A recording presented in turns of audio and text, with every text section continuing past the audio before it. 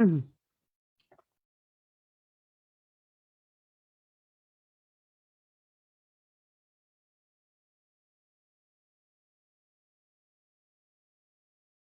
Hello, everyone.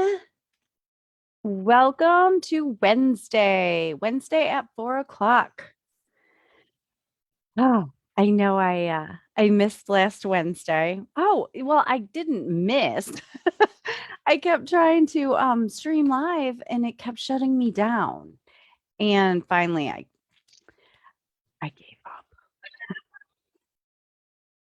That's what failure is.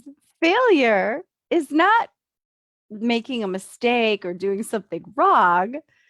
Failure is when you just stop trying. So I did fail last Wednesday in my live. Oh, yes. Okay. So I'm not going to beat myself up about it. I am here now though. And few things I wanted to talk to you about today. So I just got my first vaccine. It's right over here.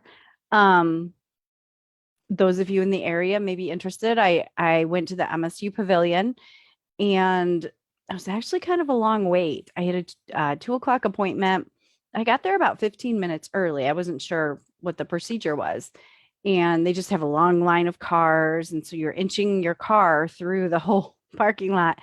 And and then finally they get you all inside the pavilion in lines and rows. And then they come through and they take your paperwork, take your pen, take your ID.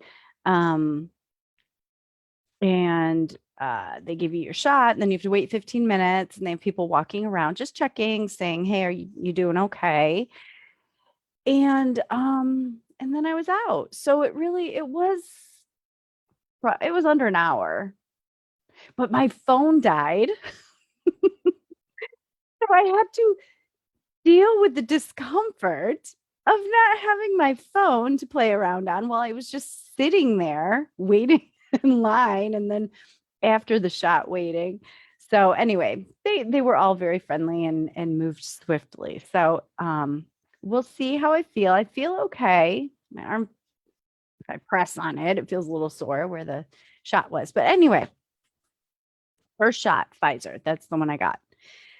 Today I wanted to talk to you about overeating, weight loss, trusting the process, things like that.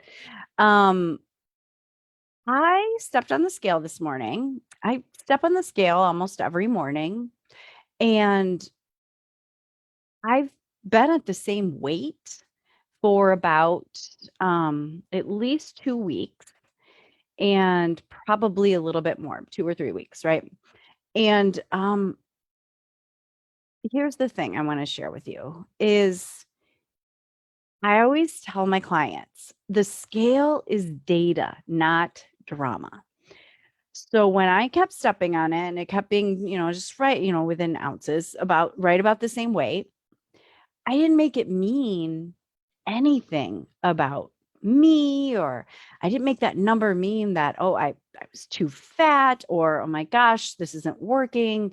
You can't do anything right. Why can't you just stick to a plan? Why aren't you losing weight? This is taking too long.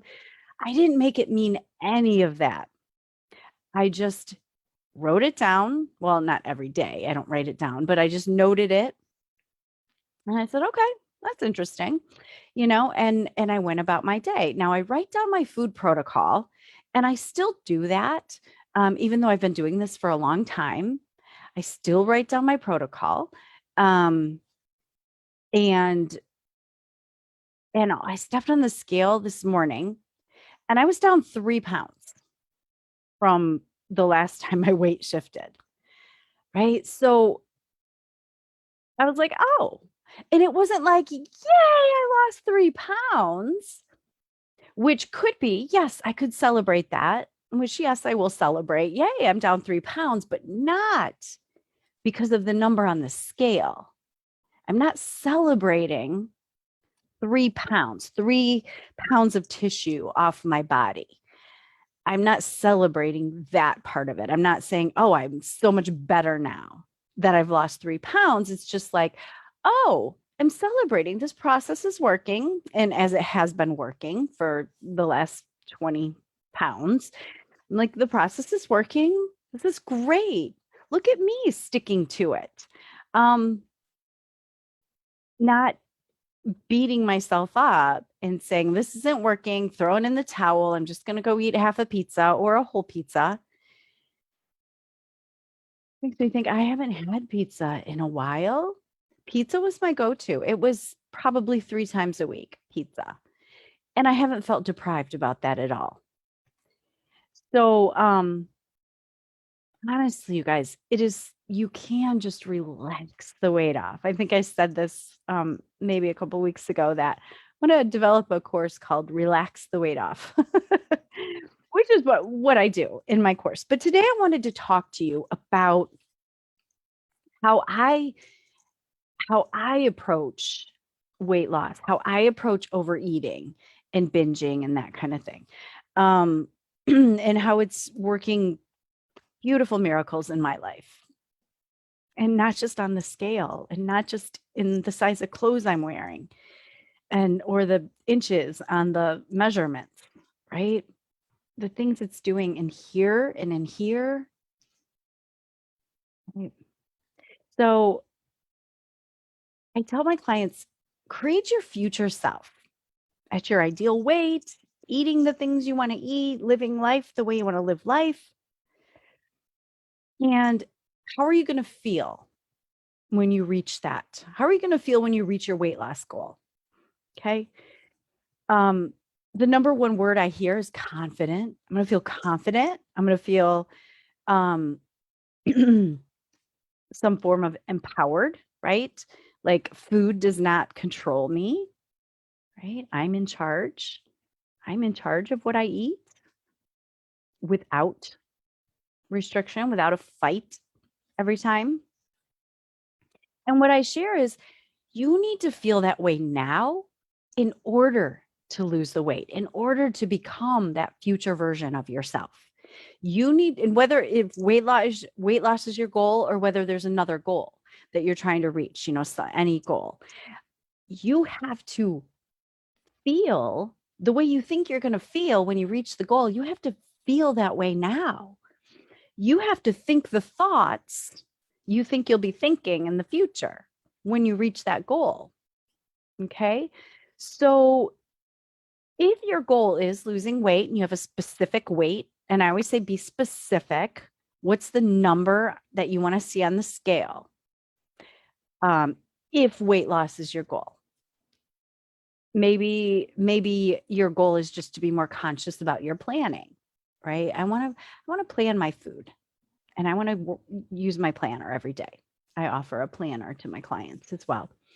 It's a custom planner with journaling and tracking and things like that. And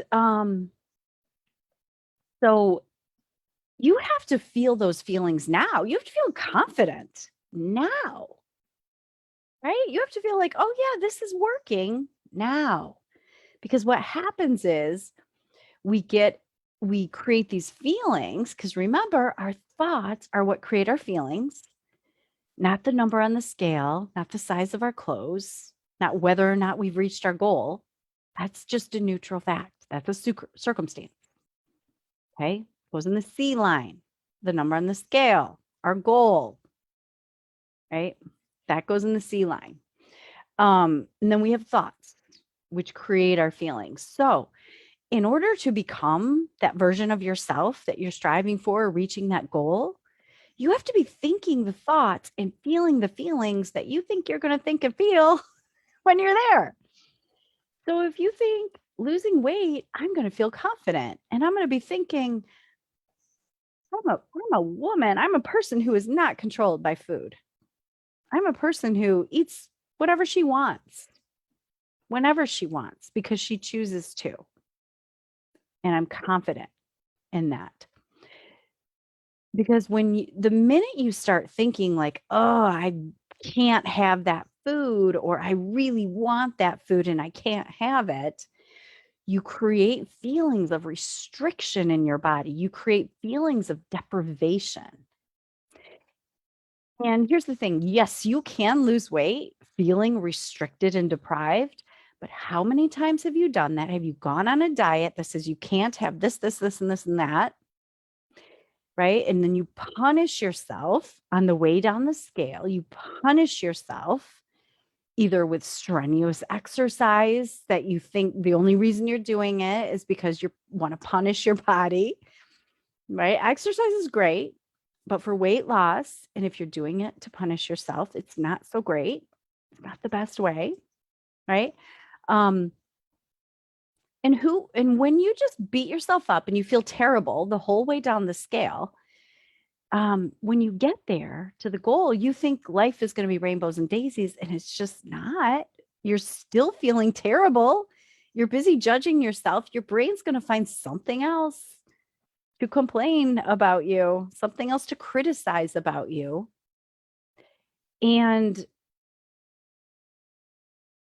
and then you're just going to gain it back. Like how many of us have done that, right? Oh, I lost my weight. Now my life is going to be great. And then it's not great. And then you go back to comforting yourself with food without even realizing it in a blink of an eye. How many people gained like what do they call it? Like the COVID 15 instead of the freshman 15? I don't know. Yeah. So all that is unnecessary, beating yourself up, and it's not going to help you create that future version of yourself that you truly want. So,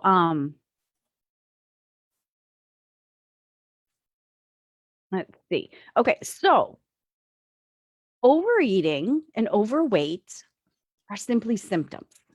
They are symptoms of an underlying problem of either overhunger or overdesire. Okay.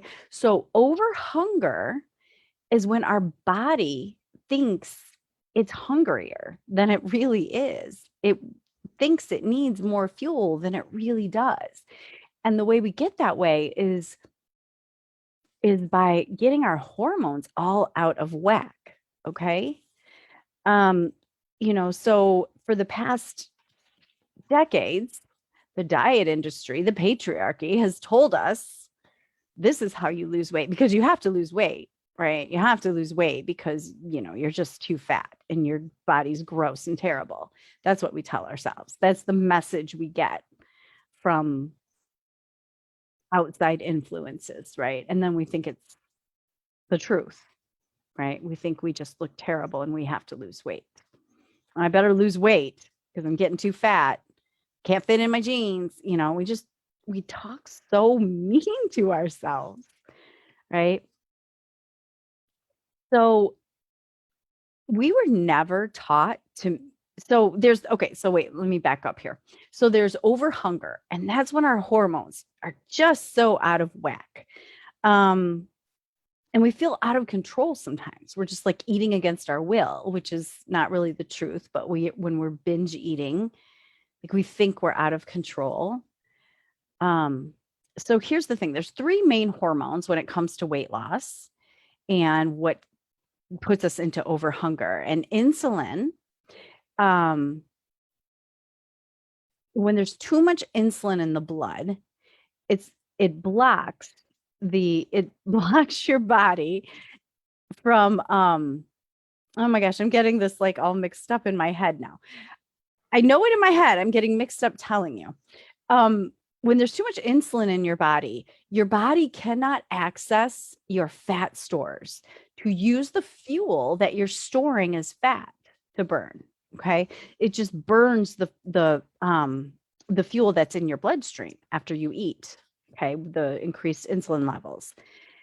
And then leptin is the hormone that tells us when we're full. Okay. And leptin is blocked by an excess of insulin. So your body doesn't even know that it's full. And then there's ghrelin, which is the hormone that lets us know when we're hungry and when we're no longer hungry. Okay. And ghrelin is really affected by these highly concentrated foods that we eat, especially if you're on the standard American diet. You're eating these concentrated foods. that give you those dopamine hits, right? And then you don't realize that you are full. Okay. So there's physical hunger, of course, and you have to pause and ask yourself, am I truly hungry or am I emotionally hungry? Right? So physical hunger is a sensation, and you kind of feel that in gradual waves, right? Just kind of comes, and you kind of notice, oh, I kind of feel a little bit hungry, right? So with my coaching, I help you get your hormone levels back in sync so that your ghrelin can work properly, that your leptin can work properly. And one way I do that is intermittent fasting. Okay. So think of it like this. If you're like intermittent fasting sounds terrible, the way I do it is, first of all, overnight, you're not eating overnight, right? You're not. Okay. Um, I encourage you to extend those fasting periods. So personally for me, I eat between around 12 and 1, sometimes like 11 to 1. Got a little window there depending on my client load for the day, and I'll know that ahead of time. And so I eat between those hours, and I'm usually done eating. My last meal is around between 5 and 7. Okay. And so that's my eating window. And in that window, I only eat 2 meals a day. I don't eat snacks. Um, it is not it does not feel like a restriction for me. It's just the way I eat. I eat until I'm satisfied at my first meal. And then I'm not even hungry again. I don't even think about it usually till about 4 or 5 hours later, at least. And that is how my body has learned that, oh, this feels amazing, right? So getting my hormone levels in whack, out of whack, getting them when they were out of whack, getting them back in whack. I don't think that that's the term, but I like that. Whacking them back into place has allowed me to become this person who is not controlled by food. I've learned to control my urges, and I don't mean control, I mean allow. I've learned to allow urges into my body without reacting or resisting, right? That resistance. Okay. So when you have a hormone imbalance and it creates these cravings, and then you have withdrawal, right?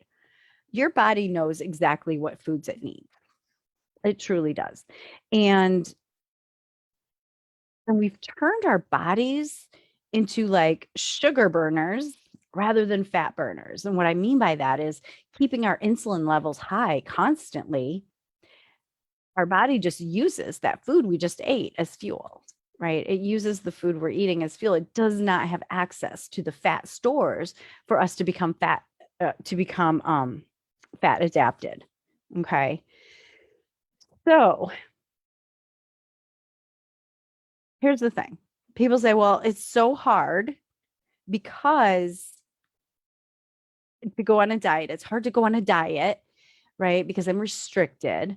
And I love this argument. It's hard not to binge because we have to eat. Like, yes, your body needs fuel. It doesn't need a whole sleeve of Oreos. Oreos were one of my go-tos. Your body needs a mix of vegetables, get your veggies, people, fat, some kind of protein. In my case, I'm vegetarian, almost vegan. I'm at the 90 some percent. So some kind of protein, right? And then let's see. So vegetables, fat, and you need water, right? So you need the water. So here are some benefits of intermittent fasting. Okay. It gives your body a break from that insulin. That I know for a while, one of the diets I was on was, and I don't remember if it was called anything. I think it was Body for Life, was 3 meals a day and 2 snacks, right? And that's what everyone was doing. Well, you got to keep your metabolism going, right? So it was 3 meals a day and 2 snacks, or grazing throughout the day, right? That just keeps your insulin levels high, right? So when you intermittent fast, it gives you a break from those insulin levels. So it allows you to reset your hunger, right? And it allows for your body to go in and utilize those fat stores for fuel and burn those. Um, it creates mental discipline for coping with urges, because those urges are come up, and that's when all the emotions come in. That's where a lot of my work is. Okay. Um, it teaches your body to be fat adapted and not rely on the fat stores for fuel. Okay. And, I mean, I'm sorry, and to rely. um, uh, helps with cellular repair, intermittent fasting. And by extending that time from bedtime, and then in the morning, like I don't eat breakfast. You've probably been taught breakfast is the most important meal of the day. Maybe it's not. Have you tried intermittent fasting? I try to eat breakfast and no, it feels terrible for me, right? You're not going to feel deprived or hungry if you're fat adapted, which is where my body is now, which means it's used to going into those fat stores. So that is over hunger. Okay. It has to do with your hormone levels. We've thrown them out of whack. We got to put them back in whack. And cutting out, excuse me, what is my deal? I'll cough in your ear. So cutting out sugar and flour, or at least reducing it to a great extent, is going to help you with that. Now, when I'm working one-on-one with clients, I work with where they're at, right? Some of my clients still want to eat certain foods that have flour and maybe a little sugar. I mean, I just highly recommend that you give it up. I don't force you. Like, here's the thing, I'm on the plan we work on. You get to decide your own protocol. And we work on getting the hormones balanced. And then so you can access your natural hunger scale, right? And then the coaching comes in with dealing with all those thoughts that come up and all those feelings and all the desires and all the urges and the cravings, right? Those are just feelings in our body created by thoughts. So that's where we work together. Kind of running a little bit late. I just wanted to talk about that piece of it with the hormones today for sure.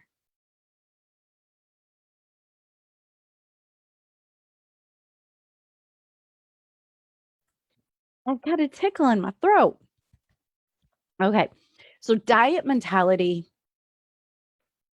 deprivation, all those things. I'm offering to you to throw out all the diet mentality that we've gained over the years, right? All the different diets you've been on, all the different foods that are restricted from you.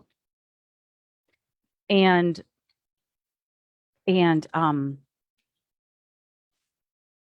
what causes desire and that over desire is that thought, I'm deprived. I can't have that. I'm not allowed to eat that. That's not on my plan. And then you're like, why can't I lose weight? Why do other people get to eat that and I don't? And then you kind of spiral into that self-pity, like temper tantrum. And so I teach you how you can retrain your brain to think different thoughts and allow those urges, which the more you learn to allow the urges, the less and less they come. They're going to come strong for a bit. But then over time, when you get really adept at that and just allowing them to be present without reacting and without resisting, what you resist persists and gets stronger. So the more you allow those urges in, the less and less they're going to come. And then you're going to be that person one day who can have a table full of all your favorite foods, go to a party or something, table full of all your favorite foods in front of you. And you'll be like, oh, well, I'm having a conversation. And you're not even thinking about the food unless you're hungry. Yeah.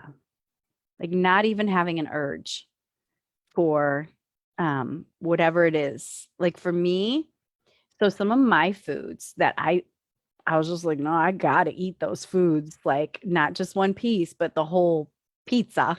Pizza has always been my favorite. And when I tell myself that too, like I can't control myself around pizza. And then I feel powerless, right? And then the pizza's there and I'm just gonna eat it. And that just perpetuates that cycle. Um, Now my kids can order a pizza and this happened pretty quick in the last few months too. Um, my kids can order a pizza and I can say, "Oh, no, thanks. I won't have any." Or, "Yeah, I think I'll have a piece of your pizza." And I won't even order my own. And then it comes and then I'll have one piece. I'll be like, "That was good." And I'm done. Right? It's such an empowering feeling to go from being someone who goes out to dinner and finishes the food. Like when I was out to dinner with my husband, maybe he's got fries left, right? And I was always like, like I was always sitting there like, oh, I want to eat that fry. And then like pick off his plate. Even my girlfriends are like, "You're gonna eat that?" And I would eat off their plates. Like, oh my God. So funny. Like, I'm not judging myself, but it is funny to think about like the times that I was going out to eat, and I still I have gone out, but like the times when I would go out and be like, well, we got to get appetizers. Where's two appetizers because I want to try them. Like I've never eaten cheese sticks before. Fried mozzarella sticks. We got to get some of those. They're so good here. Oh my God, they're cheese sticks. I'm like, now I'm like, no, I don't need an appetizer. And if I do go out to dinner with like my husband, a lot of times we'll just split something or I won't even finish it. Like, I don't know if you ever get those thoughts like, well, I paid for it. I got to eat it. No, you don't. Right. This was a great analogy someone did. When you go for a haircut, you pay the same amount whether you get an inch cut off or 3 inches, right? So you don't go to get your hair cut and get an inch and go, no, you need to do 3 inches so I can get my money's worth. No. If that's your thing, like, well, I paid for this meal, I have to eat it. Like, just say, I spend this amount when I go to the restaurant, whether I eat this much or this much or this much, right? I only eat till I'm satisfied. I don't overeat and I only start when I'm hungry. And you can't even access that hunger scale until you get your hormones back in sync. So, just a few tips today. Cutting out the sugar and flour is not mandatory, but I will tell you it is incredibly helpful. So, for me, I know those times that I do maybe have pizza for dinner. Um, Trying to think, that's probably the only thing I have usually that has a lot of flour in it. So the times that I have pizza for dinner, the next morning, I'm like, where's the leftover pizza? I gotta eat it. It's like, like my body needs that food. and or sugar, right? And you don't tell yourself like, "Ugh, I can't have that candy." You be like, "Oh, I'm gonna have one piece of candy." And that tastes great, right? You can become that person who's just like, "Oh, I'll just have like a little piece of chocolate. That's all." And not, "Oh, I can't have that." Right? And you can decide like my body feels better when I eat less sugar and less flour. But eliminating that or drastically cutting it out depending on where you're at, like where your current see, that's where I meet my clients is that what is your current diet? Let's take a look at that and let's start making small steps, right? 1% level up. That's what I work on with my clients a lot. Oh, hey Amanda. Yes, right. Haircuts. I can't remember where I saw that. It was some coach who wrote about that, or I don't know, something talked about it. And I'm like, oh my God, I love that. Megan, my friend Megan, who's my stylist, if you're watching, I want to think about that. You could maybe talk to your clients about that, if who are like me and who are like, I gotta get my money's worth when I go out to eat. Um anyway, so I'm going over, I try to keep these just to a half hour, um, sometimes less. But if you're rewatching this on the replay, if you have any questions, I did a Stop Overeating masterclass, which I can email to you if you haven't seen it. It goes into a little bit more detail that I don't fumble around about the hormones. And it talks a little bit more about that and about the over hunger and over desire. And over desire is just perpetuated by our thoughts. We create those urges and desires, which are feelings in our body, right? And if you're willing to feel any emotion, there's nothing you're unwilling to do, right? If you're willing to feel hunger, hunger's not a problem, right? I mean, for us, if you're watching this, let's just accept the fact that hunger is not necessarily a problem for us, right? We're not going to die if we're hungry. And that feeling of hangriness that we get often comes from a lot of sugar and flour in our diet, right? It spikes us. We're so hungry. Um, oh, also I want to say like eating on the clock. Like a lot of us, and me included, like I know that I eat sometimes between 11 and 1 and 5 and 7ish, right? That's just kind of where I eat. But a lot of us are like, okay, I eat breakfast 8 a.m., noon, 5 p.m. And I have a snack at 3 and a snack at 10 or whatever. And you're not hungry if you ask yourself or someone says to you, are you hungry? And you say, oh, I don't know, what time is it? Like if you think about it, how ridiculous is that? Like when you're like, are you hungry? No, what time is it? Our bodies, our stomachs, our hunger has nothing to do with the number on the clock. Like there's no correlation, but we've made it this thing. I remember my mom used to do that all the time. And I know I've done it. It just made me think of that. And so yeah, if you're trying to decide if you're hungry and you need to know what time it is before you decide if you're really hungry, you're probably not. So anyway, okay. Thanks for popping in on my live, Amanda. I hope you have your hot tea. Oh, I'm gonna go get some hot tea. I don't know if you missed the beginning. I got my COVID shot, my vaccine today. So now I'm like, I gotta go drink more water because I heard staying hydrated is a good thing to do because I don't want to feel yucky. And yesterday I had a photo shoot with my amazing photographer, Megan Rogers. I went to her boudoir studio. No, I didn't do boudoir photos, but I did do one fun flirty photo in the middle of my new business branding photos. Um, so it was so fun. I didn't ask her when I would get them. I'm not going to rush her. We'll see. I think she's going on vacation. I don't know. But anyway, It was really fun. It was really fun. Amanda, I'll have to share with you the outfits that I chose. I hope they're good. Um, oh, and that was the thing yesterday too. Like I wasn't hungry and I didn't even think about food. And I jumped in the car and I drove to Ferndale, which is about an hour and 20 minutes from my house where her studio is. And didn't even wasn't even thinking, like no thought of food at all. And then we're doing the photo shoot. And then I'm like, let's do something fun. And she was like, twirl around. So I was twirling around and I'd only twirled like twice. And I'm like, oh crap, I'm dizzy. So I think I did get a little hungry then, but I was fine. I didn't get that hangry feeling. I just got hungry and I'm like, okay, well, when I get home, I'm gonna eat.